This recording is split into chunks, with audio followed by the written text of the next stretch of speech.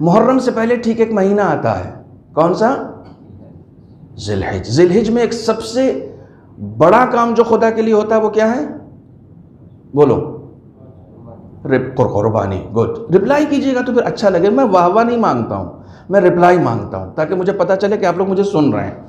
قربانی، قربانی کس کے لیے ہوتی ہے؟ خدا کے لیے۔ آقا محسن کراتی کہتے ہیں ایک آدمی نے مجھے ایک دن فون کیا اور فون کر کے پوچھا کہ قربانی کی دعا بتا دیجئے۔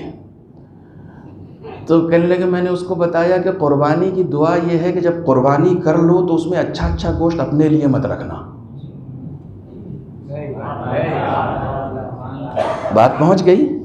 ہم ایک جانور کو خدا کے لیے قربان کرتے ہیں اور جب اس کا گوشت بن کے گھر میں آتا ہے تو اچھے پیسز نکال کے رکھ لیتے ہیں۔ اس کا مطلب یہ ہے کہ یہاں بھی نفس شامل ہے، خدا کے لیے یہ قربانی نہیں کی گئی تھی۔ خدا کے لیے ہوتی تو لن تنالوا البر، چوتھا پارہ یہیں سے شروع ہوتا ہے، لن تنالوا البر حتی تنفقوا مما تحبون۔ نیکی وہ ہے جو اپنے لیے پسند کرتے ہو، اسے راہ خدا میں دو، اسے گھر پہ مت رکھو۔ ایک صلوات پڑھیں۔